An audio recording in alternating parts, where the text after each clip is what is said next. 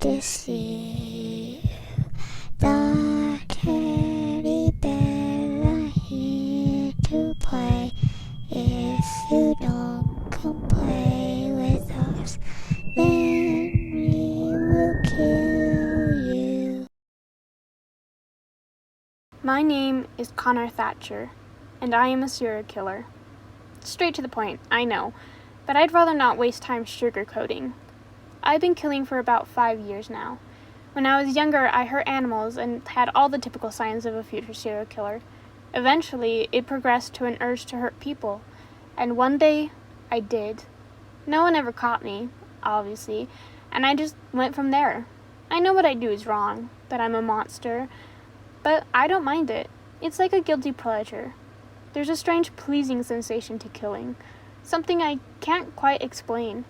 Most people who are like me have a certain preference for the people they kill. For me, it's the house they live in. The bigger and grander the house, the bigger high I get from killing them. Something about being able to sneak past all their defenses, seeing their faces when they realize nothing they do can stop me from getting to them.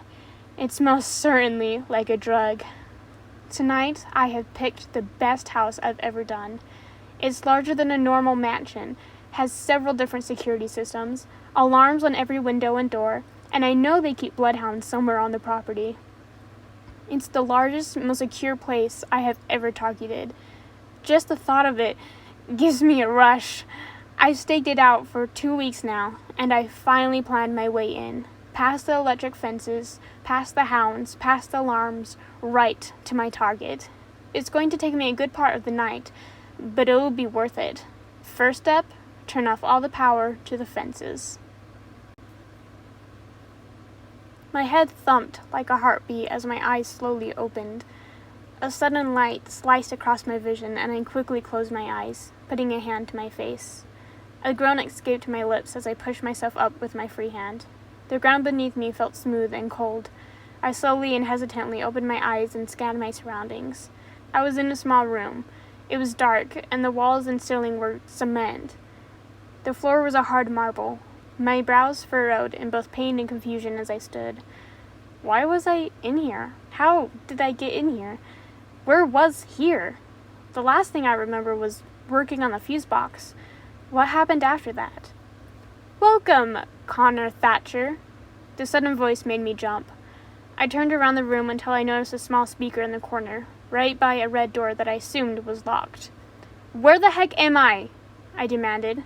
You come into my house, planning to kill me, and you're the one who's angry? Do you think you deserve that? How selfish do you have to be? The voice was deep, but there was also something strange, artificial about it, like the voice the murderer in a horror movie would have, and I would know. I took a deep breath. Who are you? How am I here? I managed to ask a little calmer. Much better. Welcome to my humble abode, and to your death. The voice lowered an octave at the last part. To be honest, I might have been a little afraid, if it didn't sound like they were trying too hard. So, you're going to kill me? I asked, unamused. Well, not exactly. If you can make it to the garage by sundown, you are free to leave. But be warned, no one ever has before. So, this is what? Some sort of messed up escape room you've set up for anyone who dares break into your house? Precisely, the voice said, like they were impressed I was able to guess that right. I thought for a minute. It was just my luck to break into an insane person's house. I guess I couldn't judge, though.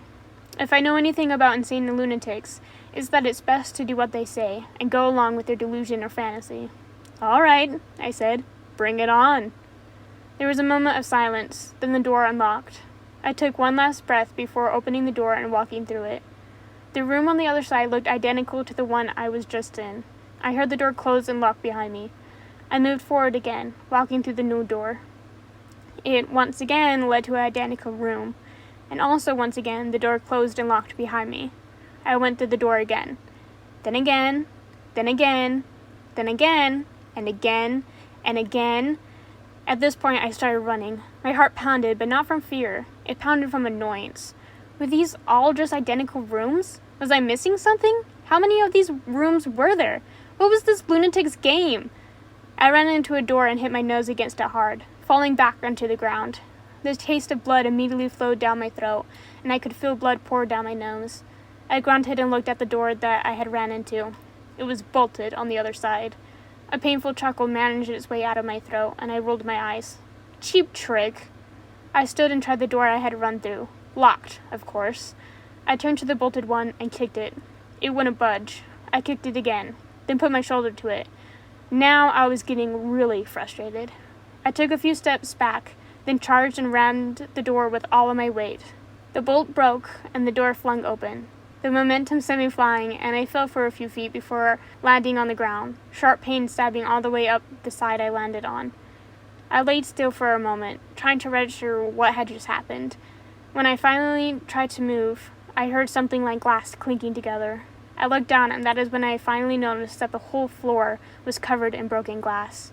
Little pieces of glass stuck into my skin where I had landed. I sucked in a breath, then grunted, standing slowly.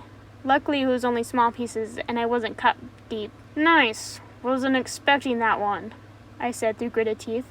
You say that like you were expecting everything else, the voice said. Or this. The door on the other side of the room unlocked and popped open slightly. I sighed and carefully made my way across the sea of glass. When I opened the door, I was expecting some horrible hallway of horrors or a maze with a rabid dog chasing me. Not a room full of balloons with cheery carnival music. A scoffing laugh echoed out of my mouth as the door once again shut and locked behind me. This wasn't very threatening, or at least not to me. A monitor slowly descended from the ceiling, and I took a few steps closer, and a video began playing on it. The video looked like it was filmed as an 80s black and white infomercial.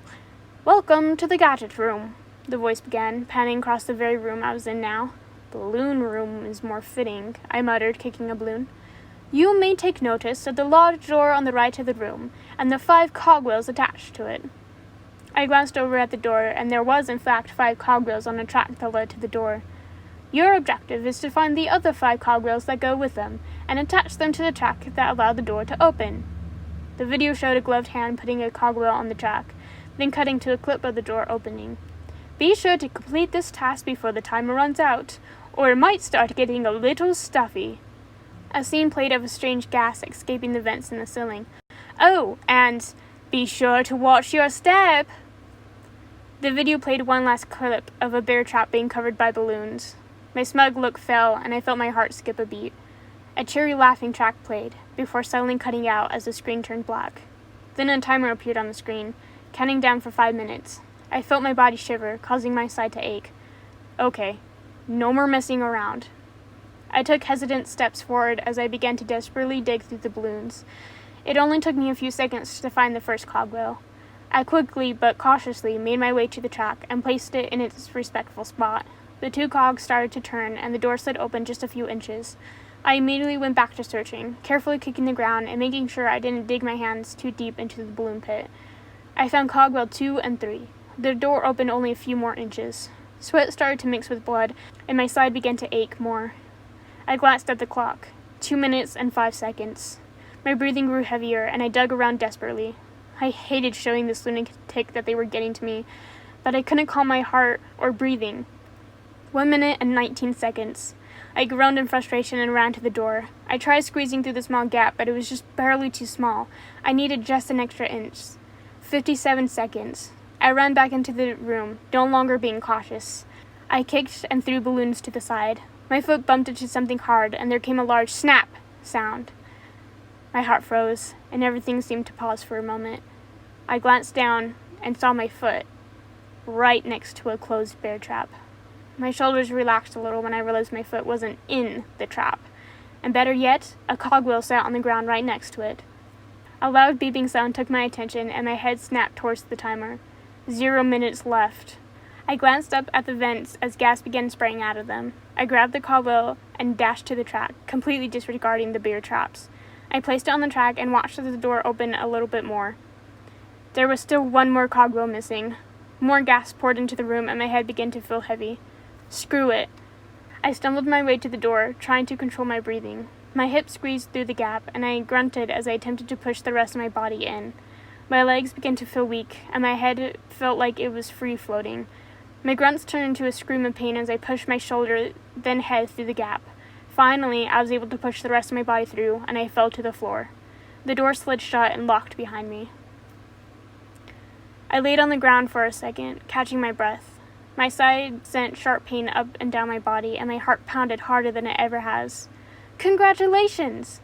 I looked up at the sound of the voice, finally noticing that I was in a room identical to the one I woke up in. A sense of dread filled me. "You made it past my first test."